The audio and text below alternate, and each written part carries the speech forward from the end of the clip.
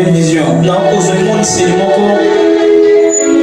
J'étais en train de voir, on était en train de construire une route.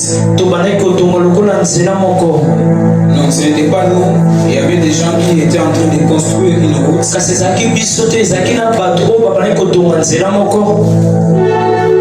Et la route n'était pas comme nos routes qu'on construit ici. Mais je voyais qu'on était en train de construire des routes avec des briques. Je ne parle pas d'une maison, mais je parle de la route. Alors, les routes là étaient construites avec des briques. L'Éternel est en train de me dire ceci. La nuit d'aujourd'hui, dans cette retraite, il y a des personnes qui sont en train de construire les routes pour 2026. Amen. Je pensais que j'étais en train de te parler. Dieu m'a dit qu'il y a des personnes dans cette retraite qui doivent construire leur route pour leur nouvelle année 2026. Avant d'entrer dans mon message, à cause de cette vision, je prie et je déclare que parmi les personnes qui vont construire leur route, que ton nom soit sur cette liste. Amen. Non, apparemment tu n'es pas en train de me comprendre. Je disais ceci. Je suis en train de prier. Et parmi les personnes qui vont construire leur propre route, que tu sois sur la liste de ces personnes.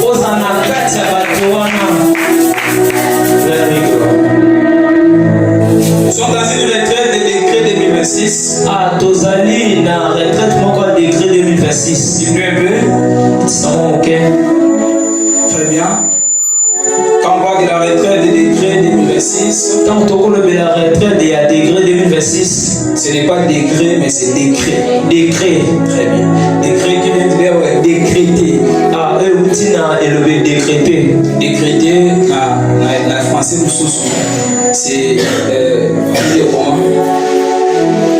déclarer, sortir des paroles. Donc la lingua là, ils en est-ils Osaki. Très bien. Donc tu es en train de décréter ton année 2026. Alors, pendant cette retraite, nous ne sommes pas venus ici pour commencer à te bousculer pour que tu pries. Je crois que quand tu as quitté la maison, tu as un but qui t'a amené ici. Alors, et la raison qui t'a amené ici, soit la motivation de ta prière. Nous aussi, les hommes de Dieu, nous avons aussi des problèmes. Donc cette retraite n'est pas seulement organisée pour vous, mais c'est pour nous tous. C'est-à-dire même moi qui prêche ce soir, j'ai aussi des problèmes qui me demandent de chercher la face de Dieu. J'aimerais juste préparer nos esprits. Lorsque c'est le temps de prier, je vais déposer mon micro. Je vais commencer à prier. Puisque nous sommes venus ici pour la prière. Est-ce que je suis en train de parler à une personne? Nous sommes en train de parler de sanctionner par l'exception. Je dis merci à Dieu pour la grâce et pour cette opportunité. Alors on était au mois de novembre. Le Seigneur nous a donné la vision de cette retraite. Nous sommes concertés avec le pasteur Siméon pour obéir à la voix du Saint-Esprit. Voilà, aujourd'hui, la vision se réalise. Alors, je dirais aussi merci au pasteur Siméon. Donc, je n'ai pas beaucoup à dire sur lui. Bon,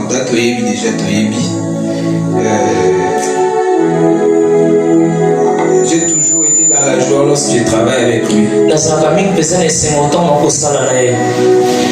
Alors, je suis en train de prier.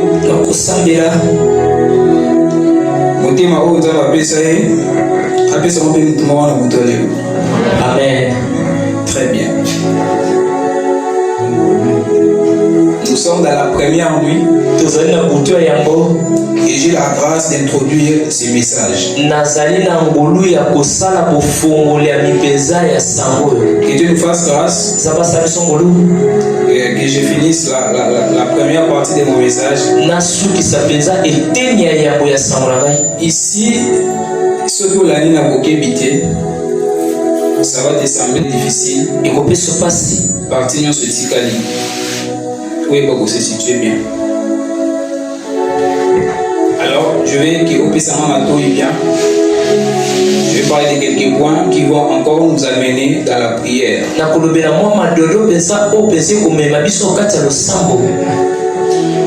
Aide-moi à dire à ton voisin. Nous sommes dans la retraite. Nous sommes dans la retraite. On sort c'est sauter chez lui voisin. Et puis ça voisin peut pas la semaine. Et puis c'est tout ça dans le sang. Tout ça dans le sang. Très bien. C'est-à-dire tout là t'as esprit, il y a le sang. Quand on va bouler, esprit en train de quoi il s'en va pour le souffler pour le sang là. Parce qu'on a mon là où là il y a lima. Sanctionné par l'exception. Sanctionné par l'exception. Alors, sanctionné. Kolongola. On a des problèmes ça. Quand on parle de sanctionner, dans un sens biblique et spirituel, être sanctionné, être sanctionné ne signifie pas toujours punir. Très bien. Cela peut aussi vouloir dire valider, approuver, établi par Dieu.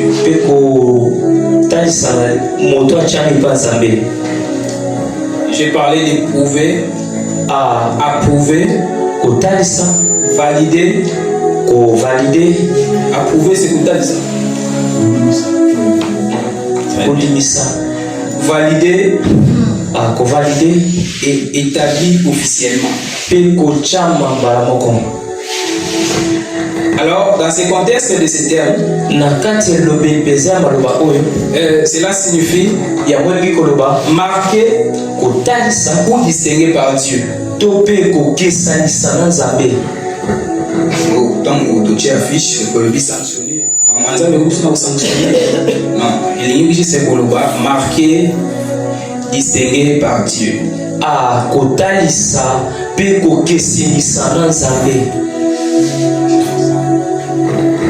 Et alors quand on parle d'exception,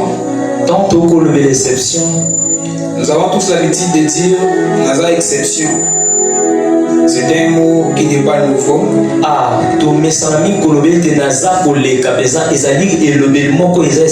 Alors l'exception parle de quelque chose ou de quelqu'un qui échappe à la norme, qui échappe à la règle, qui échappe. Très bien. Quelque chose ou quelqu'un qui sort du commun,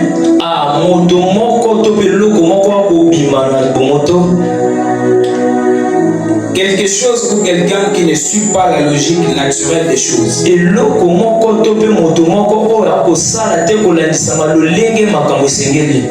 Quelque chose ou quelqu'un moto moko to eloko moko qui ne vit pas okobika te en dépendance de ce qu'il connaît déjà. na kolandisama ya oyo ayebi. Est-ce que nous sommes ensemble? Tozelongo. Est-ce que nous sommes ensemble? Tozelongo. Ce qu'on dit pour nous, on a marqué ça l'effort.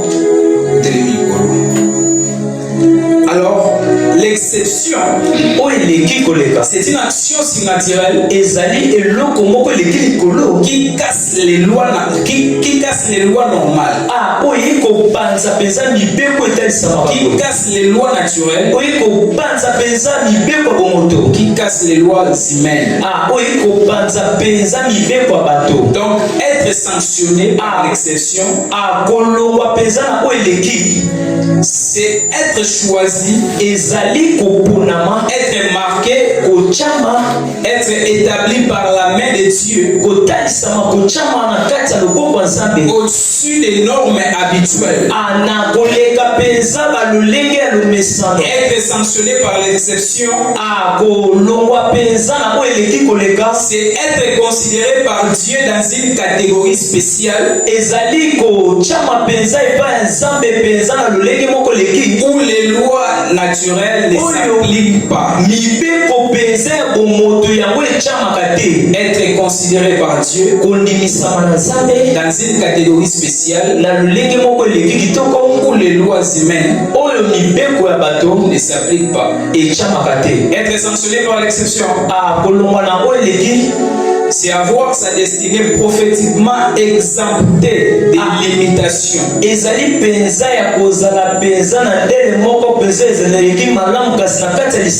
Des limitations héréditaires, des limitations familiales, des limitations sociétales, ou encore des limitations temporelles.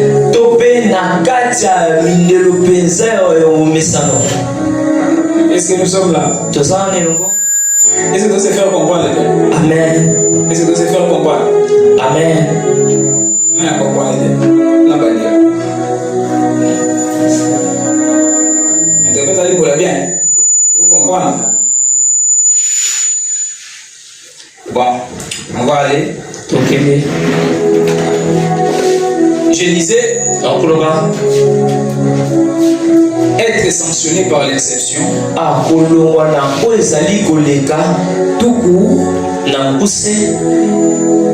chrétien, c'est marcher dans une faveur inhabituelle.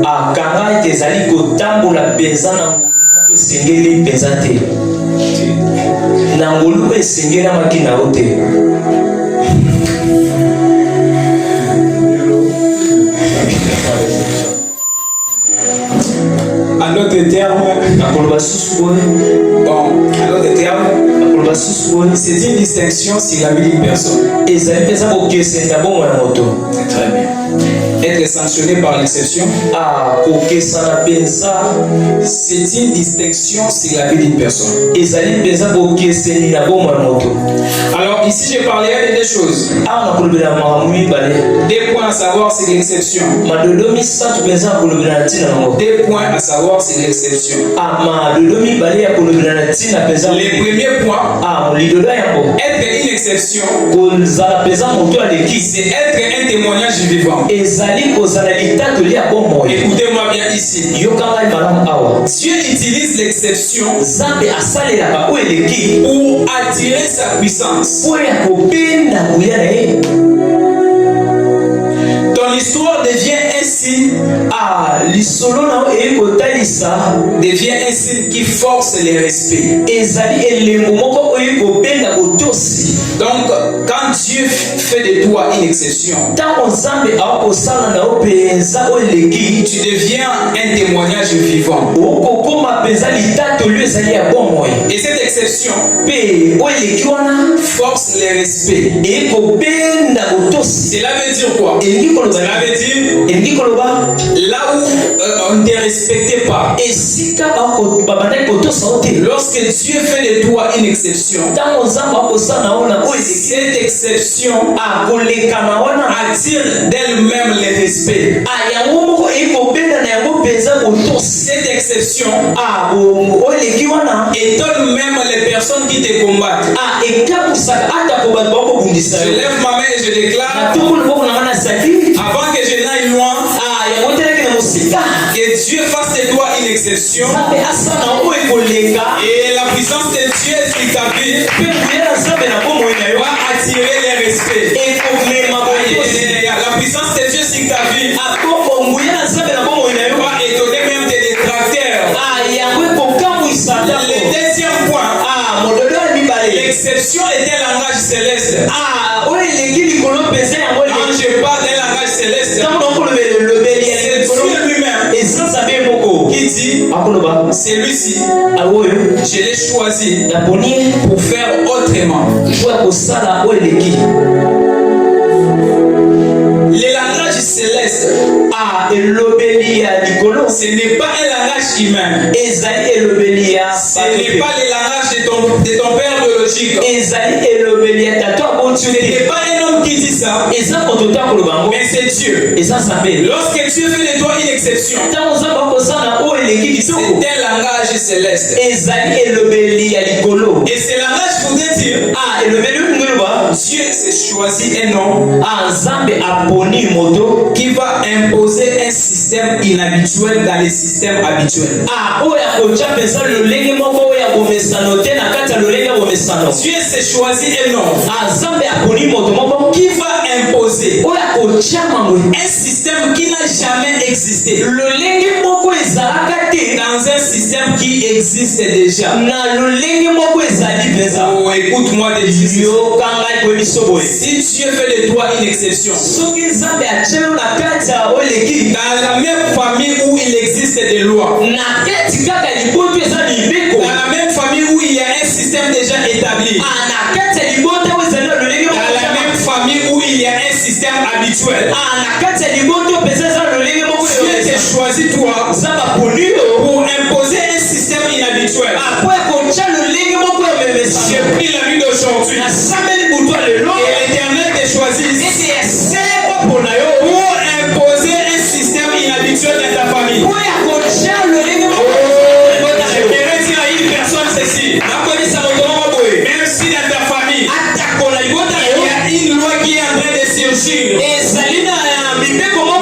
même si là où tu restes, il y a déjà un système habituel qui existe. Dieu va te prendre à cette retraite. Il va t'imposer là.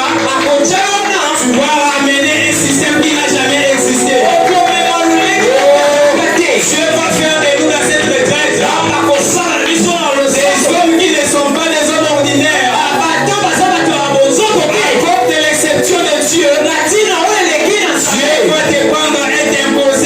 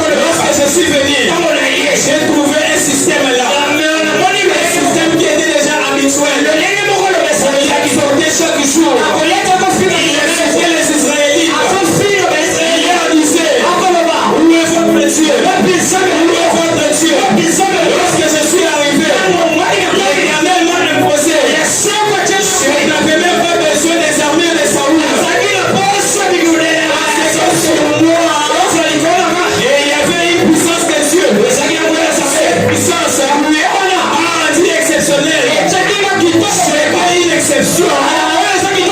C'est un système habituel. C'est là que tu m'aimes. Pour que j'amène un système inhabituel. Lorsque la vie est venue, il a cassé le système habituel. De la race de David. Ce genre de personnes qui trouvent déjà un système établi. Ce genre de personnes dans une famille, on a dit personne ne se mariera. Je dépose dans une parcelle. On a dit personne ne peut sortir avec l'argent ici. Lorsque tu es là, pour casser le système habituel. Il va comparer. Je suis en train de parler à quelqu'un. Avant que je ne finisse mon message. Oui, tu vas comprendre. Être une exception. L'âge de Dieu. Cela veut dire quoi? Quand tu es d'accord dans l'exception, tu ne ressembles pas aux autres, même dans la même saison. Oui. Lorsque tu deviens une exception de Dieu, même dans la même saison, tu ne ressembles pas aux autres. Cela veut dire quoi? Cela veut dire nous sommes tous dans la même saison. Nous sommes tous dans la même saison. On a dit que ce jour, il y a une saison de la sécheresse. On dit que ce jour-ci, nous sommes dans une saison de la pauvreté. Mais quand tu fais de toi une exception, dans la même saison, tu ne ressembles pas aux autres.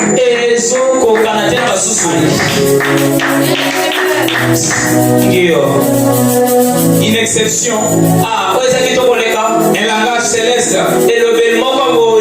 c'est aussi une distinction prophétique. Une distinction prophétique qui parle sans bruit. Mais qui impose dans les faits.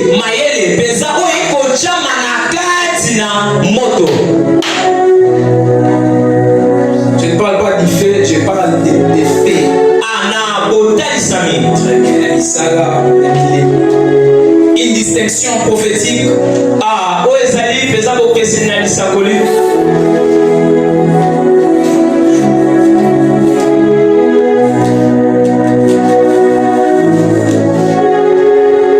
Lorsque David est venu,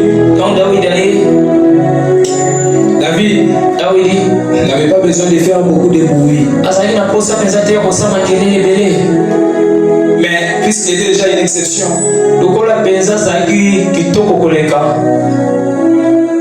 cette exception devait juste s'imposer dans les faits.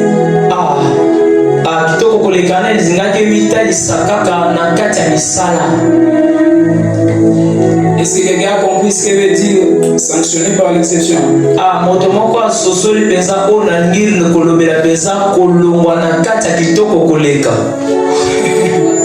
En d'autres termes, être sanctionné par l'exception, c'est quand Dieu te met hors d'une logique normale.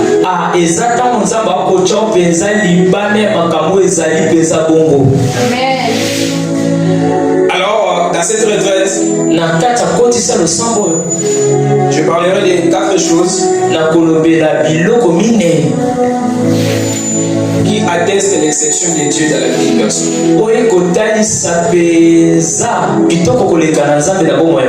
Que Dieu nous fasse grâce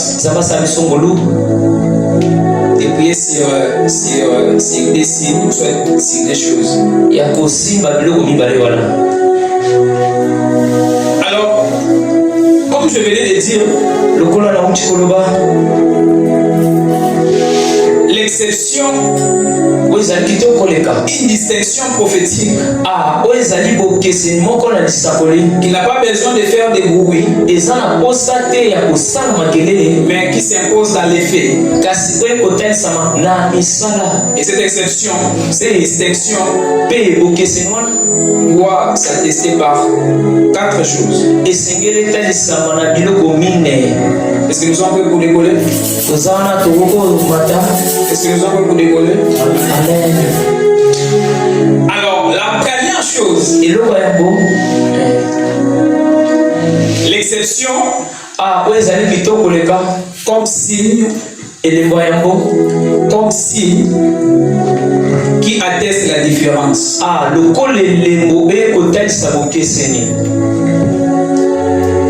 Dis ensemble avec moi, l'exception est un signe qui atteste 4 choses. Très bien. L'exception comme signe qui atteste la différence. Je suis dans le livre d'Exode. Exode chapitre 11. Exode chapitre 11, verset 7. C'est la première lecture depuis que nous sommes ici. Aidez-moi à être debout. Exode chapitre 11, le verset 7. Je lis au nom de Jésus. Je lis au nom de Jésus. Amen. Mais parmi tous les enfants d'Israël, depuis les hommes jusqu'aux animaux, écoutez-moi ici. Je suis en train de parler d'Israël. Une exception marquée par un signe de la différence. Comme Israël dans l'Égypte. Israël était dans l'Égypte. Israël était dans l'Égypte. Israël n'était pas hors de l'Égypte. C'est-à-dire que lorsqu'Israël était dans l'Égypte, ils étaient en train de vivre une même saison. C'est-à-dire quoi? C'est-à-dire que si Égypte est dans la crise, Israël aussi avait cette capacité de vivre aussi cette crise. Mais comme Israël dans l'Égypte, Dieu peut faire en sorte que rien n'est atteint pendant que tout le monde est touché.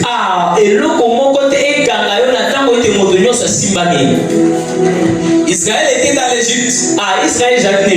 Au milieu d'Égyptiens. Mais Dieu est en train de dire à Moïse, je vais faire un signe. Je vais mettre une différence qui va vous distinguer, qui va distinguer Égypte d'Israël. Ici, lorsque Dieu a voulu faire d'Israël une différence, Dieu a fait des choses. Dis à ton voisin, Dieu a fait des choses. Dieu a fait des choses. Tu sais bien, Dieu a fait des choses. Dieu a fait des choses. La première des choses, il leur a assuré la protection. Cela veut dire quoi? Lorsque Dieu fait de toi une différence, lorsque Dieu veut attester l'exception par un signe de différence, puisque tu te trouves dans un milieu qui a des lois naturelles, Dieu commence toujours par assurer la protection. Toute Égypte était touchée par les fléaux. Mais Dieu dit à Moïse, aucun homme. Dieu ne se limite pas par les hommes. Continue pour dire, même les animaux. Oh. Donc Dieu assure la protection même aux animaux. Cette protection de Dieu vient attester la différence. À d'autres termes, Dieu voulait dire à Moïse ceci. Pendant que toute Égypte sera frappée, toi et tous les Égyptiens, personne ne sera frappé. Je vais dire à une personne ceci. L'exception de Dieu qui doit être attestée par la différence. Commence par venir par une assurance de la protection. Dieu te dit ceci. Tu vois, dans cette famille, dans la famille Kalonge là où il y a des lois, je vais faire de toi une différence. Mais je vais d'abord commencer par te protéger. Dieu te protège pourquoi? Parce que les systèmes habituels n'épargnent personne. Mais vous savez, dans les familles dont nous sommes sortis, les lois là, qu'on dise là, quand on te dit dans votre famille il y a une loi, il faut savoir que cette loi n'échappe personne. N'échappe personne. Voilà pourquoi tu veux voir un pasteur. Aza pasteur. Mais dans ta famille, il y a un homme qui est là, qui est pasteur. Loi wana ekanye.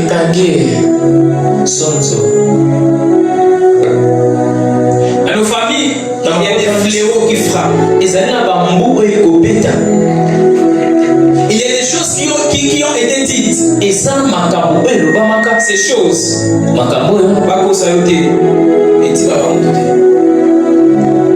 Alors, lorsque Dieu te sélectionne pour faire de toi une exception, il doit d'abord commencer par créer une différence.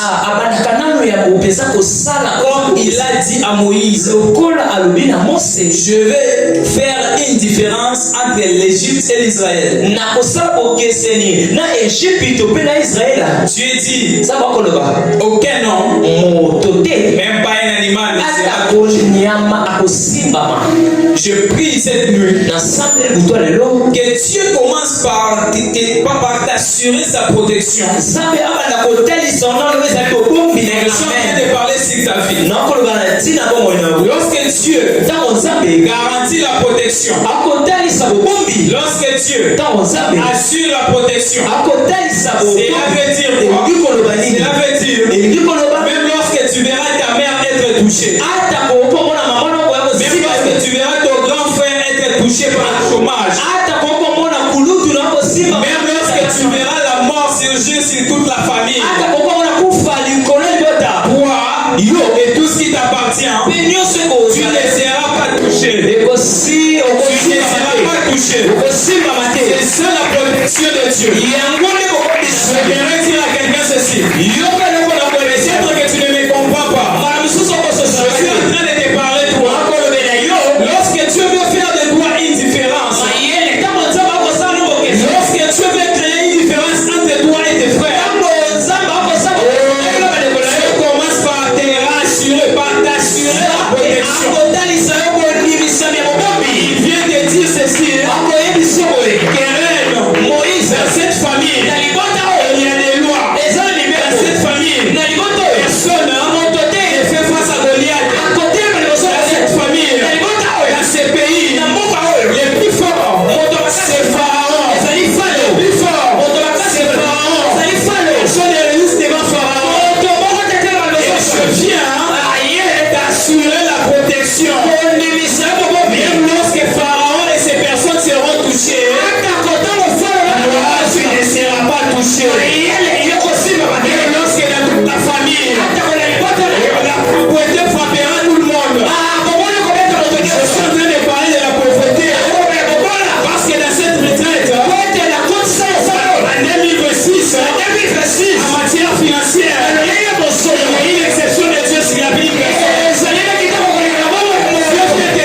réussir.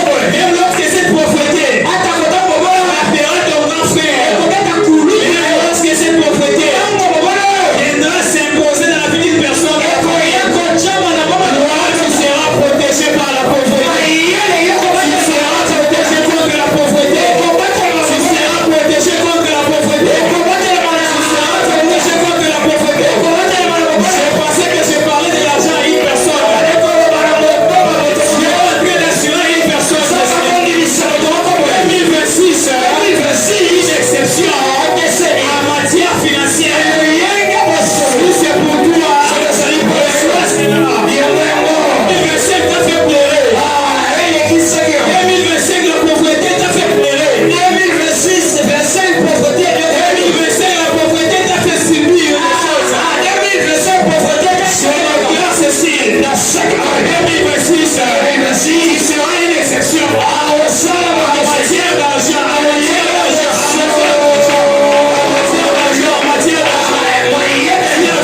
Je serai une exception en 2026. Je serai une exception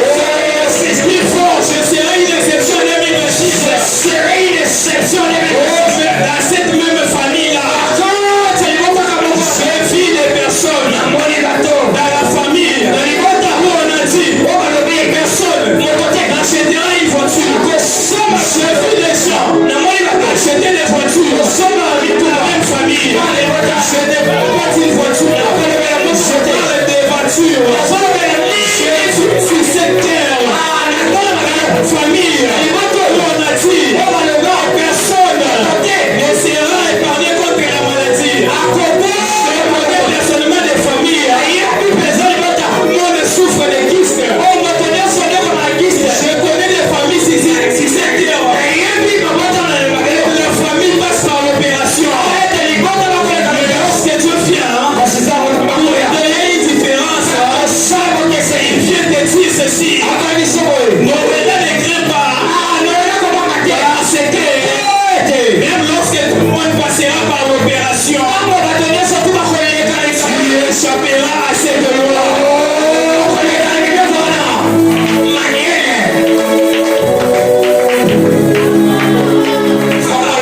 Tu échapperas à cette loi. Tu échapperas à cette loi. Alléluia. Jésus. J'ai senti que moi-même je devais sceller. My God. Lorsque tout mon entourage sera frappé par la pauvreté, moi je ne serai pas atteint par cette pauvreté. Je vais échapper à la loi qui dit que cette saison, tout le monde doit être pauvre. Déclare avec moi, cette saison, je ne serai pas pauvre. Déclare c'est ta vie, dans cette saison, je ne serai pas pauvre. Lorsque Dieu a voulu faire d'Israël une différence, la deuxième des choses, Dieu dit à Moïse, Exode chapitre 11. Exode chapitre 11. Verset 10. Verset 10. Dieu dit à Moïse,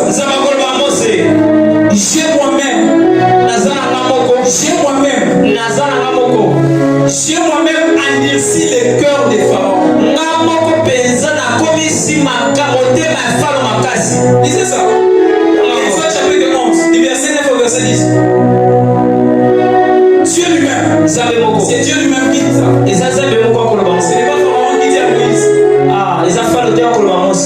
Dieu dit à Moïse, moi-même, j'ai endurci le cœur des pharaons. Mais tu veux faire une personne une différence. Tu veux créer une différence entre moi et les autres. Mais tu viens encore endurcir le cœur de ceux qui me combattent. Écoutez bien. Lorsque Dieu veut faire de toi une différence, Dieu lui-même peut venir avec sur les cœurs de ceux qui te combattent. Vous allez me donner raison. Bien-aimé, il arrive dans la vie que ceux qui te combattent deviennent de plus en plus très durs avec toi. Oui. Et j'ai commis là-haut. Et comme là, tu as comme l'impression que il tombe et comme il pena ma casse pena. Noko wana oyo akanga ibala nanga. Osenti pena que chaque jour mutema na ye soko toujours ma casse. Tika bete. So là na butu omoni aye awakelo ini maya sanité. La mouki au salut, des jours, il y a jeûne et prière. Après, on a dit au moins, ce soit oui, parfois, Dieu permet tes ennemis deviennent de plus en plus très durs avec toi. Dieu a endurci les cœurs des pharaons. Mais pourquoi? J'ai dit à Moïse, j'ai endurci les cœurs des pharaons pour que les miracles se multiplient.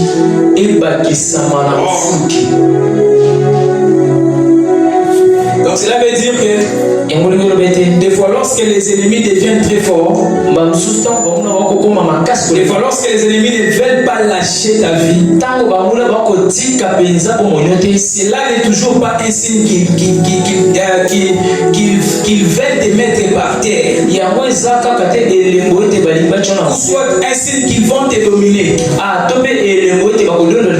Mais d'autres fois, c'est pour que ta différence prenne forme. C'est pour que ta démarcation soit plus forte que tes attentes. Est-ce que je parle à quelqu'un? Pharaon devenait du jour en jour très dur envers les Israélites. Mais ce qu'il ne savait pas, c'est qu'il était en train de rendre les témoignages des Israélites très efficaces.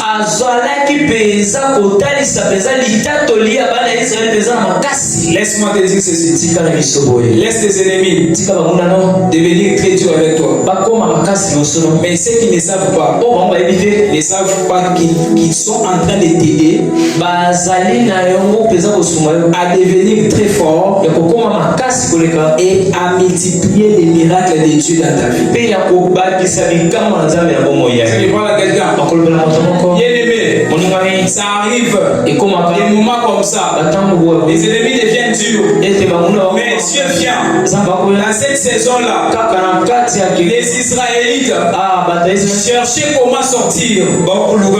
Ils cherchaient comment sortir de cet esclavagisme. Mais dans cette même saison, Dieu vient dire à Moïse que moi-même, j'ai endurci le cœur des pharaons.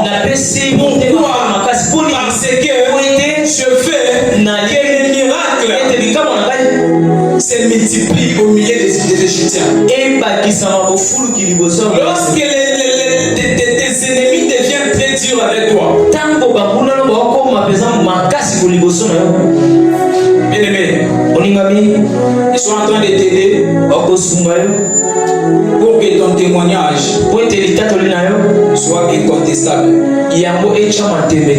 Oui, ils sont en train de t'aider pour que ta victoire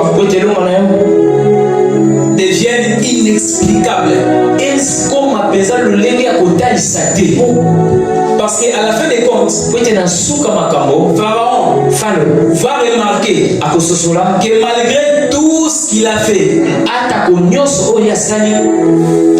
il n'a pas pu retenir les Israélites à vie.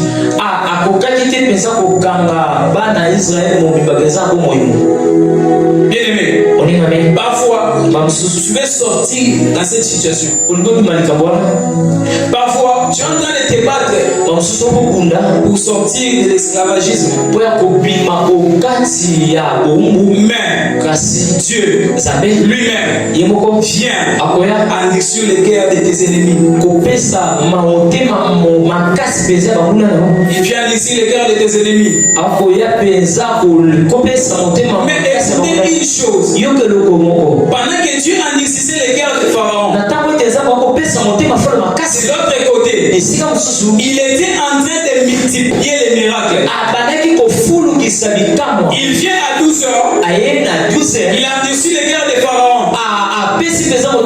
Et à 13 heures, il vient faire un miracle pour les Israélites. Il vient à 15 heures. Il a endurci le cœur de Pharaon. À 17 heures, il vient. Il envoie Moïse pour faire ses miracles. Il revient encore à 20 heures. Pendant que Moïse se bat avec Pharaon, Dieu vient encore. Malgré tout ce que Moïse fait, Pharaon, son cœur, il vient toujours à Niosu. Et à 22 heures, Dieu vient. Il fait encore un miracle. C'est comme ça que les miracles des Israélites s'est multiplié chaque jour. Et dans les cas de l'Égypte, il y avait des plaies chaque jour. Pharaon était en train de penser que c'était par ses propres désirs. Il était en train de retenir les Israélites. Mais il ne savait pas que c'était la stratégie de Dieu. Je parle de la stratégie de Dieu. La stratégie de Dieu des fois vient contredire nos propres pensées. Toi, tu es en train de penser que je dois faire un pas en avant. Mais c'est là que Dieu vient avec une stratégie hors norme. Pharaon pensait qu'il était en train de retenir les Israélites. C'était la stratégie de Dieu. Je parle de la stratégie de Dieu. Je parle de la stratégie de Dieu. Je parle de la stratégie de Dieu. Aide-moi à dire la stratégie de Dieu. Aide-moi à dire la stratégie de Dieu. La stratégie de Dieu des fois ne vient pas toujours s'aligner avec nos pensées. La stratégie de Dieu des fois vient contredire nos pensées. Moïse pensait que dès que Dieu lui envoyait le miracle, il pensait que c'est le dernier miracle. Lorsque je ferai ces miracles, Pharaon nous saignera. Pharaon nous laissera partir. Moïse remarque que après ces miracles, Pharaon ne laisse toujours pas partir. Et Pharaon et Moïse et tout ça ne savaient pas que c'était la stratégie de Dieu. Laisse-moi te dire ceci. La stratégie de Dieu, lorsqu'elle vient, elle dépasse ton entendement. Même ceux qui te combattent ne savaient pas. Ça, c'est la stratégie de Dieu. La stratégie de Dieu vient toujours contredire nos pensées. La stratégie de Dieu vient toujours contredire ce que nous connaissons déjà. La stratégie de Dieu ne vient pas très souvent dans les chemins que nous avons déjà. La stratégie de Dieu ne vient pas s'aligner avec ce que nous connaissons déjà. La stratégie de Dieu vient dépasser même l'entendement de nos ennemis. Moïse ne savait pas que c'était la stratégie de Dieu. Pharaon ne savait pas que c'était la stratégie de Dieu. Et dans cette saison, c'est que Psaume 91 verset 7 dit que l'île tombe à ton côté. Tu ne seras jamais la terre. Même lorsque tes ennemis deviendront très durs à la terre, ils tomberont à ton côté.